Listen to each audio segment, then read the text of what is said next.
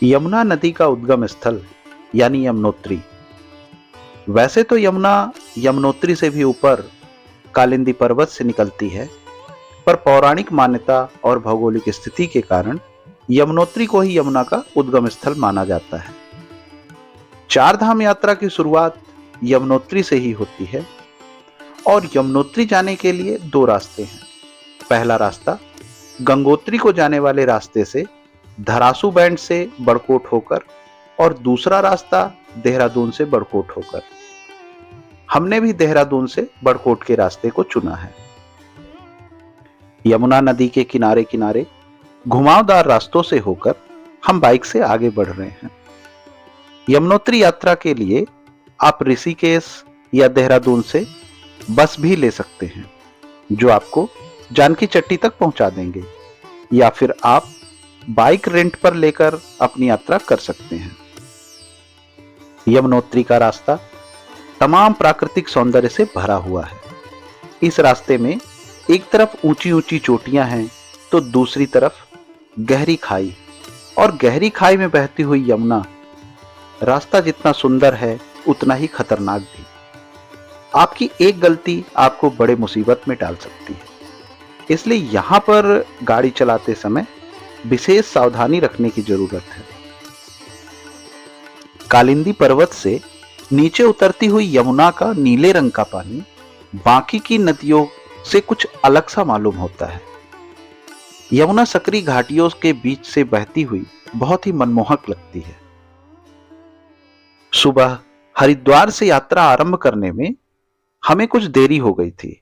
इस वजह से हम लोगों की यात्रा शाम होते तक बरकोट के पास तक ही पहुंच पाई।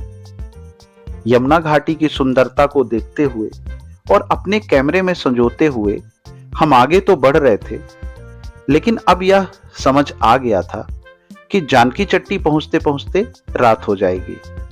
इसलिए हम लोगों ने बीच में ही रुकने का निर्णय लिया और बरकोट और जानकी चट्टी के बीच पालीघाट में रुक गए।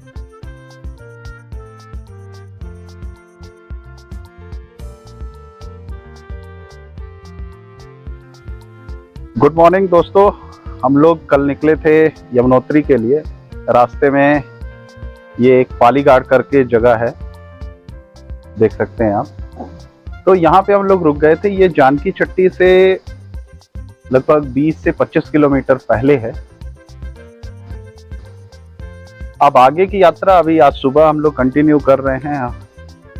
हम लोग तैयार हो चुके हैं। हम लोग रात में जहाँ रुके थे आपको वो जगह दिखाते हैं। ये है वो रूम। रात में यहाँ जब पहुंचे थे, यहाँ पर सिर्फ एक इकलौता ही ये गेस्ट हाउस करके है, तो यहाँ पे रुके थे। अब यहाँ से आगे बढ़ते हैं।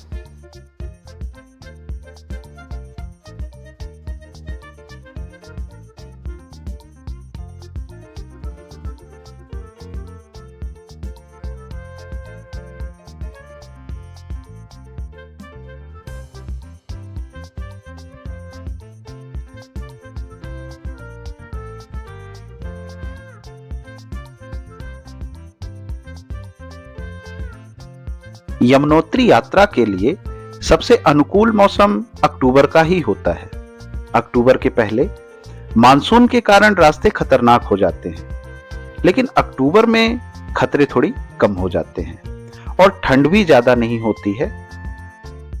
हनुमान चट्टी में एक एक कप चाय पीने के बाद हम फिर आगे बढ़े और जल्दी ही जानकी चट्टी पहुंच गए। और अब जानकी चट्टी से हम लोगों को लगभग 6 किलोमीटर की चढ़ाई करनी थी। जानकी चट्टी में एक छोटी सी बाजार और कुछ होटल, लॉज और होम स्टे हैं, जहां पर आप रुक सकते हैं। अगर आप अपनी किसी निजी वाहन से आते हैं तो यहां के पार्किंग में 50 रुपए एक दिन का चार्ज देकर गाड़ी पार्क कर सकते हैं।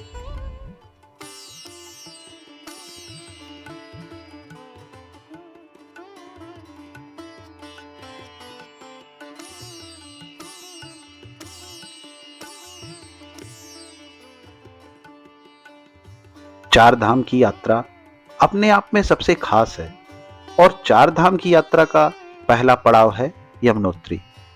यमुनोत्री धाम यात्रा चारों धामों में सबसे पहली तो है ही, लेकिन यह सबसे कठिन यात्रा में से भी एक है। 6 किलोमीटर की सीधी खड़ी चढ़ाई चढ़कर मां यमुना के धाम तक पहुंचना किसी एडवेंचर से कम नहीं है।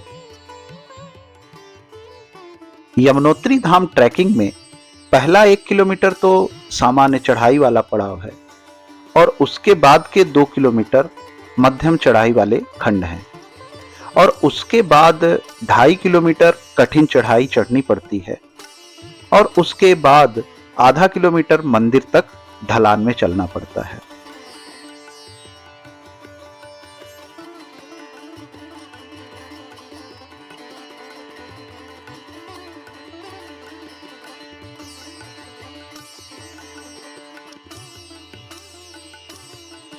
तो दोस्तों फाइनली हम लोग यमुनोत्री धाम पहुंच चुके हैं।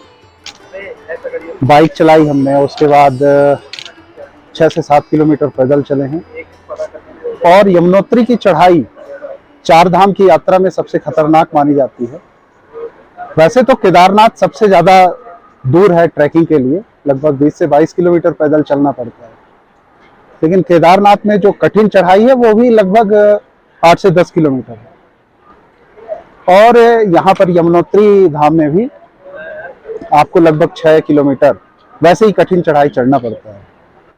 जय यमुनोत्री, जय यमुना मैया। नमस्कार, राम राम, जय गंगोत्री। यमुनोत्री है, गंगोत्री बोलती। अरे तुम्हारा काम